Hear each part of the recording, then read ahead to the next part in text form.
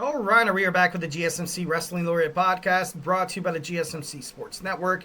I'm your favorite wrestling fan here every Monday through Friday, 8 p.m. Pacific Time, 11 p.m. Eastern Time on the GSMC Sports Network.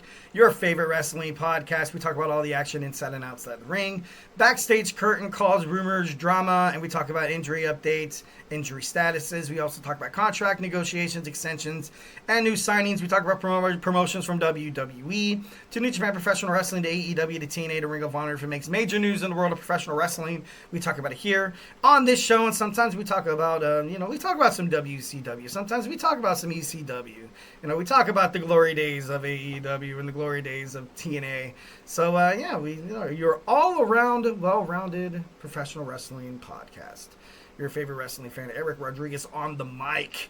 So, without further ado, let's talk about our third segment. We got WWE stars who shouldn't win the Royal Rumble, and when I say shouldn't, obviously before you guys do any of that, hit up that super chat, the tips and donations link at the GSMCpodcast.net. Tell me what you like, tell me what you don't like. Just remember to Superman punch that like and subscribe button to the show, follow the network. All right, so we got the Royal Rumble in Indianapolis Saturday, February 1st. The road to WrestleMania 41 in Las Vegas is about to kick off, including the rumor mill of what we're going to talk about today, of who will win the men's and the women's Royal Rumble. Obviously, a lot of people, they have their list. Definitely, in the comment section, give me some of your guys' picks. It should be fun to discuss. Who's going to win the Royal Rumble? There's been sources saying that The Rock is going to challenge Cody Rhodes. Obviously, that would make sense with the whole, that awkward confrontation between The Rock and Cody Rhodes. Oh, I can hold mine. You can hold mine, but I want to hold yours. You know what I mean? The People's Championship, of course, talking about don't be sick. I'm just kidding. No, moving on. We could we see The Rock winning the Royal Rumble? Yeah, that'd be, it could work. PW Insider Dave Meltzer mentioned Cena against Cody Rhodes. He said, and I quote, Cena going after a world title at the show of shows, is said to kind of be legit. Cena obviously going after the coveted number 17 world championship, breaking Ric Flair's record. If this main event at WrestleMania 41 would be epic. It would be awesome. It'd be groundbreaking because, John Cena, this is his farewell tour. I'm not too sure if WrestleMania is going to be his last, his last pay-per-view. I'm not too sure, but I thought it was a year farewell tour, so I'm not sure if it's going to be next year. But, him going up against Cody, I feel like would be pretty awesome. Right now you would have Cody Rhodes and that Bloodline storyline kind of being apart from each other, which they need. Cody Rhodes, I feel like, needs to kind of step on his own 2 feet in terms of, in terms of bookings and representing SmackDown or even Monday Night Raw if he goes to Raw. But him against The Rock, obviously The Rock basically saying that their story, has just begun. But, if I could see Cena, being defeated by Cody Rhodes. They stand up in the middle of the ring, shake each other's hands. Cena kind of looking at Cody Rhodes. It's like, I held this company on my back for a decade. Ever since he got that chance, the ruthless aggression, era, basically all John Cena. The success, the title runs, of course, there was other superstars like, there was Randy Orton and then Edge, of course, and then there was still aging Triple H, and there was still an aging Shawn Michaels there and The Undertaker, and then of course, Batista. I feel like the character of Batista kind of, I feel like they could have done better, but I feel like after like 2008, I feel like his character kind of got a little stale. And then he turned into this like monster and beating the hell out of Rey Mysterio. I thought you were my friend, kind of stuff like that. But the Royal Rumble should be pretty badass. It'd be nice to see, John Cena kind of look at Cody in the eye and be like, okay, it's your turn now. You know what I mean?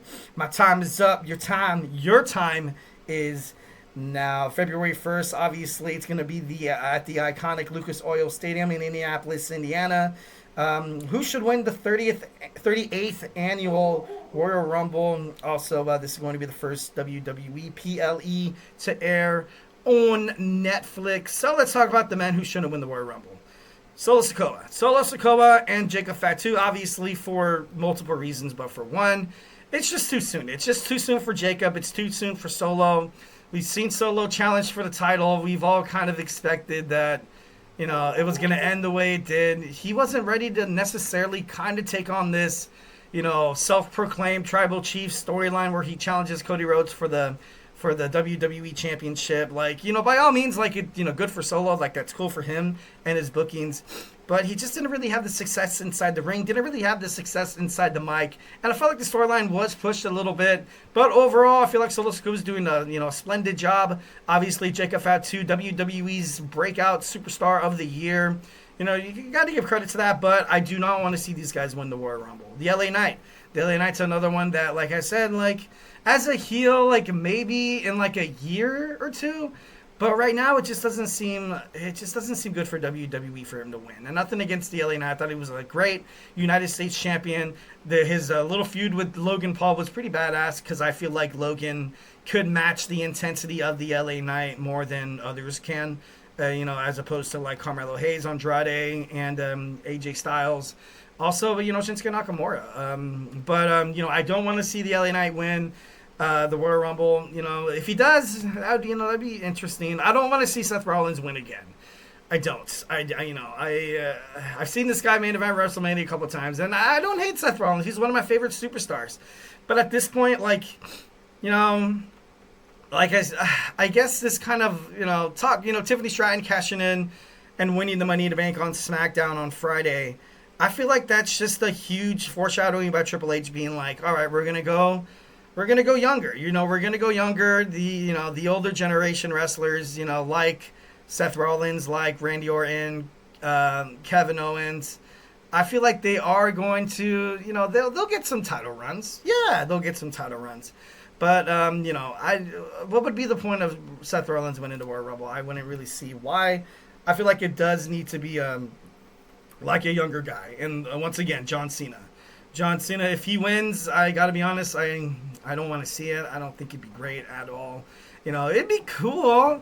And I feel like during this WWE Royal Rumble, I feel like if he does win, it's not really a slap in the face, but I don't know. Like I said, I feel like I want to see somebody. I feel like I want to see somebody younger. Damian Priest. He was a great champion.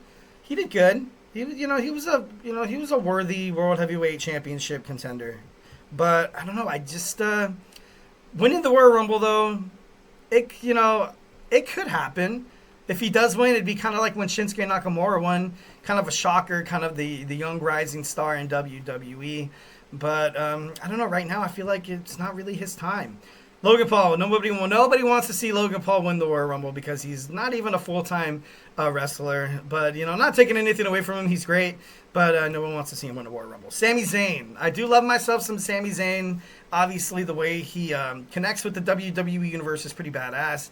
But, I don't really see him challenging for a World Heavyweight Championship or a WWE Championship.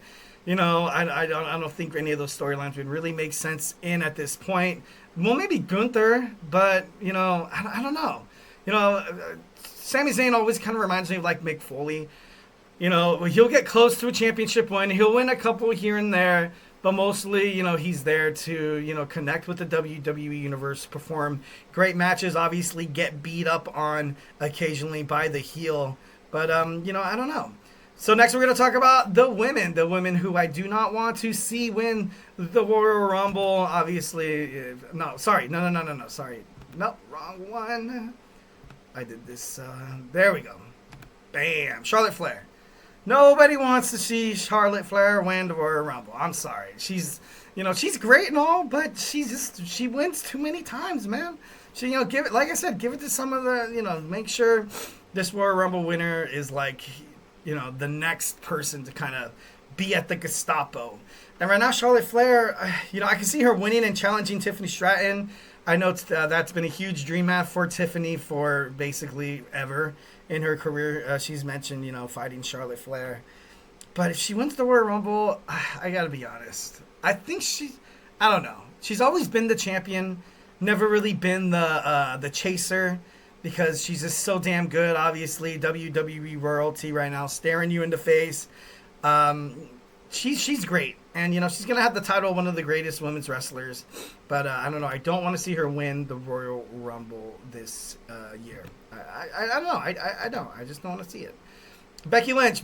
I also as well. I do not want to see her win the Royal Rumble. Nothing against her whatsoever.